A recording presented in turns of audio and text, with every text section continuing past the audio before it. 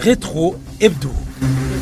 Merci d'écouter cette rétrospective hebdomadaire de l'actualité sur la radio Indo de Culture. Voici le sommaire. Un cas d'insécurité a été signalé à Maramvya dans la province de Bujumbura où un militaire a failli tirer sur une femme avec qui ils étaient en conflit d'une propriété foncière. Les listes des partis politiques et coalitions des partis politiques agréés et rejetés aux élections communales et législatives prochaines ont été dévoilées au cours de cette semaine par la Commission électorale nationale indépendante du Burundi.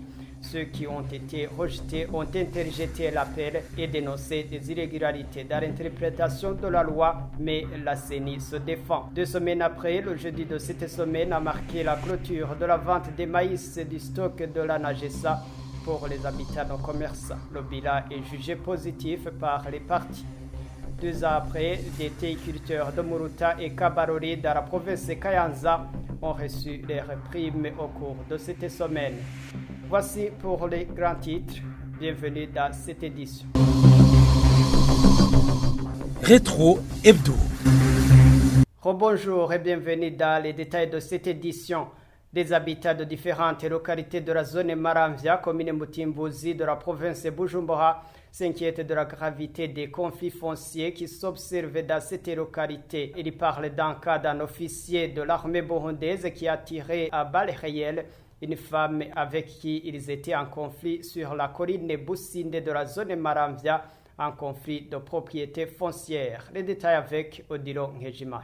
L'origine de ces conflits est une parcelle située sur la sous-colline Boussinde de la zone Maramvya, commune Mutimbuzi en province Bujumbura, revendiquée par des individus dont un officier de l'armée burundaise du grade de major. Cet officier de l'armée n'aurait cessé de jurer qu'il allait tuer la femme avec qui il est en conflit. Ce lundi alors, cet officier s'est rendu sur place, armé jusqu'aux dents, et a tenté de tirer à balles réelles sur cette femme qui se trouvait tout près de la parcelle en question et l'a manqué, selon nos sources contactées sur place.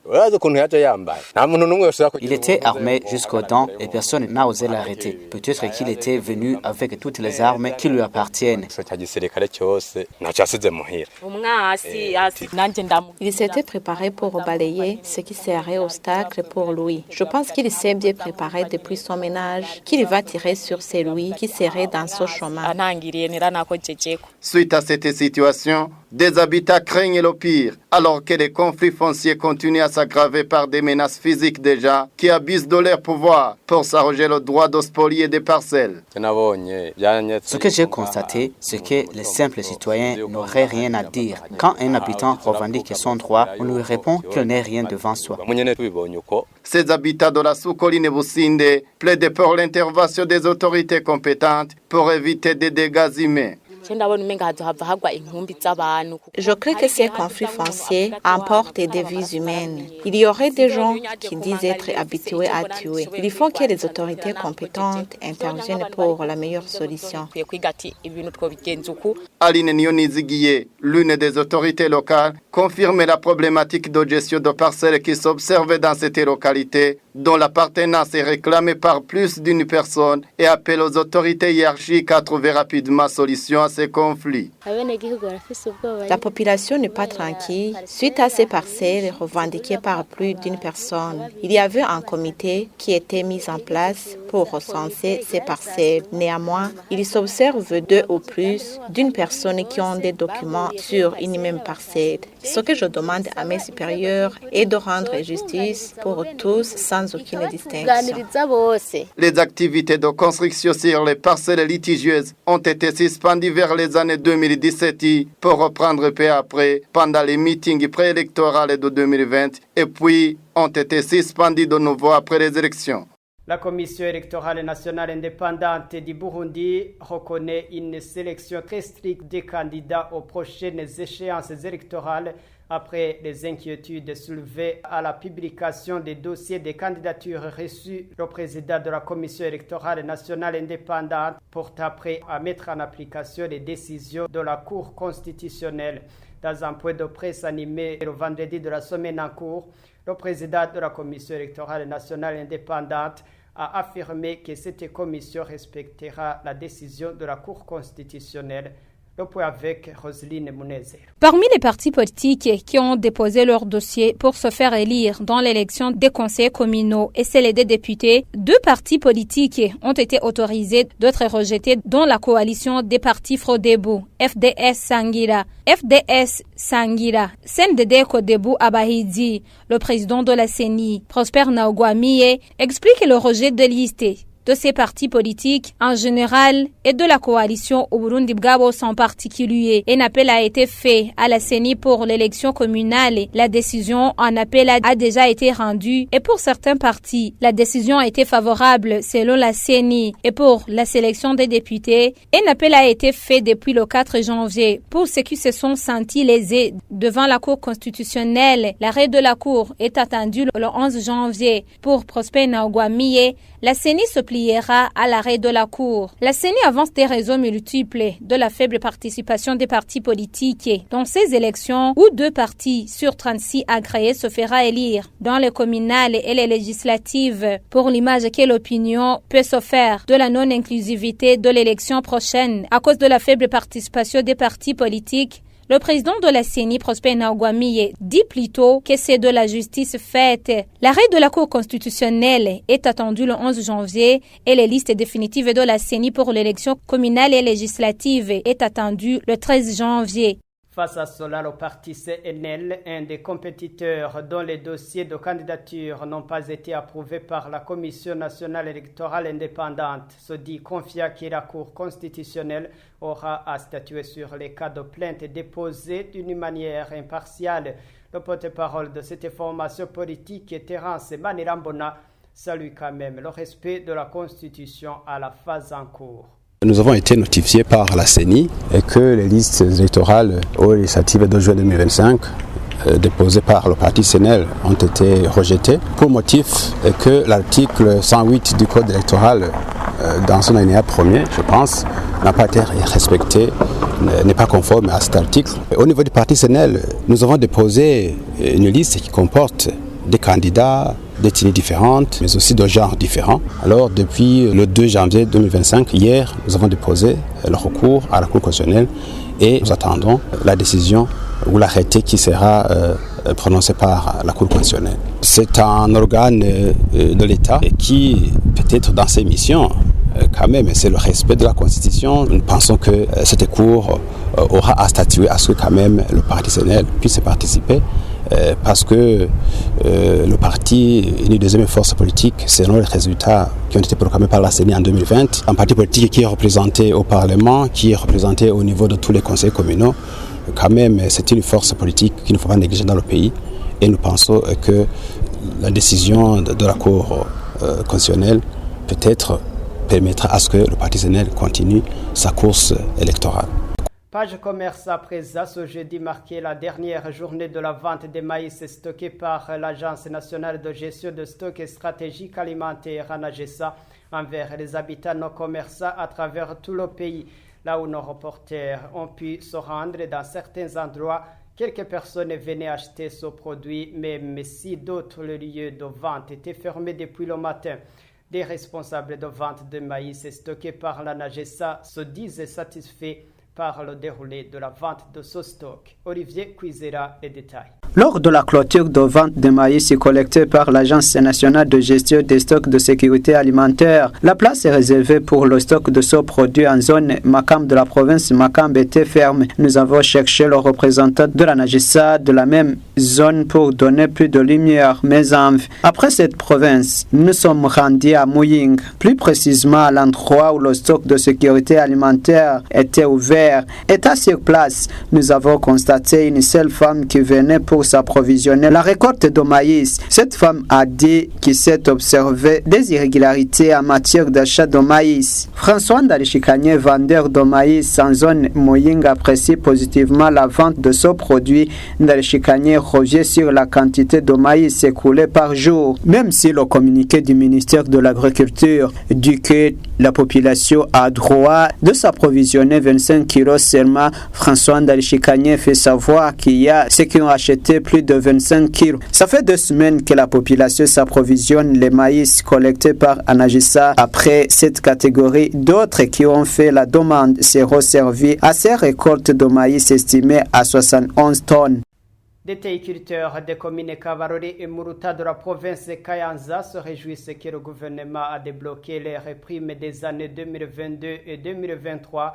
C'était le 31 décembre 2024. Ils précisent qu'ils vont désormais mieux entretenir leurs champs théicoles et dénoncer ceux qui vont tenter de détruire leurs champs. Néanmoins, ces théiculteurs demandent que le gouvernement débloque à temps les reprimes et de procéder à la revue à la hausse du prix par le kilogramme des feuilles vertes dotées jusqu'à au moins 1000 francs burundais le kilogramme.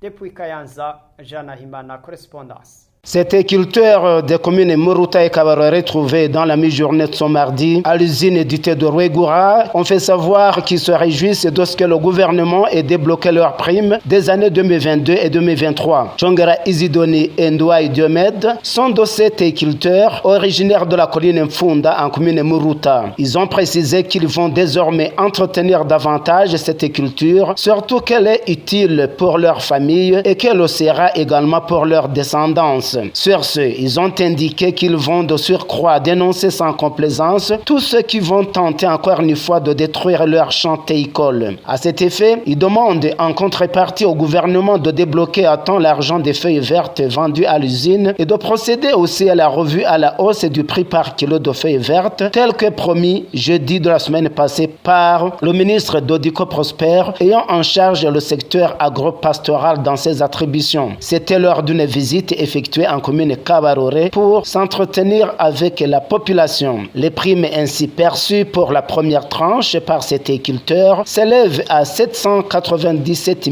401 245 francs, pendant que celles de la deuxième tranche sont attendues pour la semaine prochaine. Signalons tout compte fait que les personnes ayant détruit leur plantation théicole n'ont pas été concernées par l'octroi de ces primes. Depuis Kayanza, Jean Naïman pour la radio Indoundi Culture.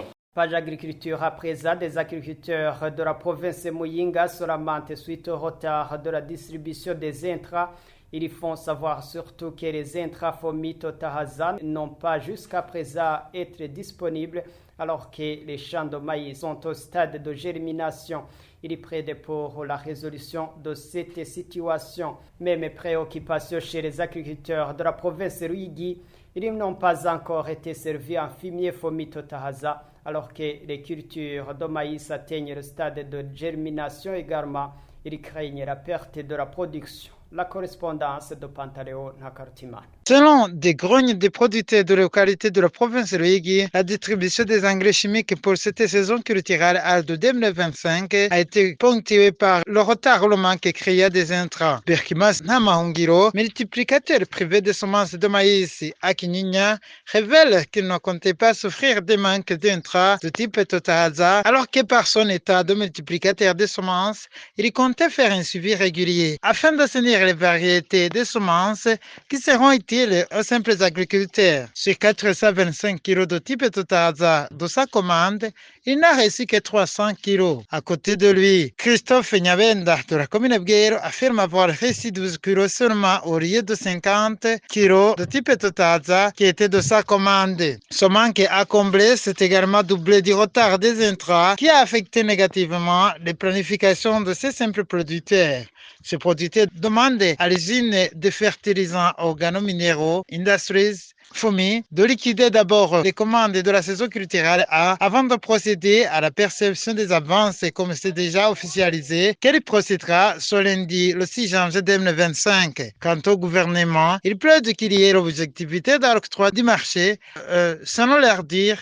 Pour conquérir le monopole, il faut être apte à couvrir les besoins de la population. Par leur appréciation, FOMI devrait se doubler d'une autre entreprise lui ressemblant, active dans la fabrication et la commercialisation des intrants agricoles afin de limiter les grognes au sein de la population nécessiteuse. Depuis Ruigi, Pantaleo Nakartiman, Radio Indoundi. L'association militante en faveur de la jeunesse africaine et progressiste à JAP en sigle se dit consterné par la recrudescence de la maltraitance des jeunes Burundais en quête du travail dans les pays africains. Il parle de la violation des principes et accords de coopération signés par les pays au niveau de la diplomatie après l'arrestation suivie des emprisonnements de plus d'une centaine de jeunes Burundais à Lusaka en Zambie le week-end écoulé. Le président de la JAP, Eric Nsengimana, appelle au respect des accords portant la libre circulation des biens et des personnes. On l'écoute de la traduction de Nolis Ndouimar. La situation vraiment au niveau de certains pays, surtout la Tanzanie, la Zambie, même en RDC, il y a des jeunes qui quittent le Burundi pour aller chercher l'emploi dans ces pays ou bafirés qui font des commerces là-bas, qui ont été malmenés. Au niveau de l'association pour une jeunesse africaine progressiste, nous voyons que c'est une situation déplorable, que le gouvernement puisse prendre en main pour qu'il puisse respecter les accords, surtout les accords de circulation des biens et des services que le gouvernement a signés dans le cadre des organisations régionales, surtout les ACR, le CAC, la COMESA. Là, le gouvernement, ils sont convenus qu'il y aura la libre circulation des biens et des services. Il faut respecter cette convention pour tous les pays, parce qu'au Burundi, les étrangers qui sont ici, ils sont gâtés dans les activités qu'ils font, ils sont sécurisés. Il faut qu'ils sécurisent le Burundi dans la recherche de l'emploi, qui travaillent là-bas. Mais il y a des ambassades au niveau de ces pays où ils sont malmenés. Pourquoi les ambassades n'agissent pas en faveur des Burundais? Compte tenu des staffs qu'ils ont, ce n'est pas impossible de connaître tous les Burundais qui travaillent dans les pays. Mais qu'est-ce que vous dites si pas mal de ces jeunes partent à la recherche du travail? Au niveau du Burundi, je conseille au ministère chargé de l'emploi de faire la recirculation parce qu'il y a beaucoup de gens qui travaillent au niveau du gouvernement, au niveau administratif et qui ne produisent pas. Si vous passez une journée et si on demande qu'est-ce que tu as fait, il ne peut pas vous montrer ce qu'il a fait alors que le travail se contrepartie les salaires. Et pour clore cette édition page éducation, les responsables éducatifs en commune Kirundo de la province Kirundo appellent les parents et les enfants vivant avec handicap à envoyer leurs enfants à l'école. Ils déplorent que certains parents préfèrent garder leurs enfants handicapés à la maison, alors que certains établissements scolaires qui accueillent ces enfants font face à certains défis dont le manque d'infrastructures adaptées à leur handicap. L'école fondamentale Kanyinya, toujours à Kirundo, est dotée de certaines de ces infrastructures, dont les latrines adaptées pour ces enfants. Le point avec Égide Nahayo. Certains des défis auxquels font face certains établissements scolaires à caractère inclusif sont notamment le manque des infrastructures appropriées pour les enfants vivant avec handicap dans des établissements à caractère inclusif. L'école fondamentale de Kanyinya, une des écoles pilotes pour l'éducation inclusive au Burundi, héberge 104 élèves vivant avec différentes sortes d'handicap. Le directeur de l'éducation communale à Kirundo, Jean-Marie Karambizi, indique que cette école est aujourd'hui dotée de latrines adaptées à l'handicap de ses enfants, ce qui, selon son responsable, facilite l'apprentissage pour ces enfants, témoigne-t-il. La direction chargée de l'éducation inclusive au ministère de l'Éducation et de la Recherche scientifique parle de quelques avancées réalisées par le gouvernement en matière d'éducation inclusive par la multiplication des écoles à caractère de l'éducation inclusive, bien qu'il reconnaît qu'il y ait un pas à faire, notamment pour pallier le manque du matériel adéquat dans ce domaine. Merci Aïdji de Nahayo. Ainsi s'achève cette actualité de la semaine. Merci à vous tous de l'avoir suivi et gardez l'écoute.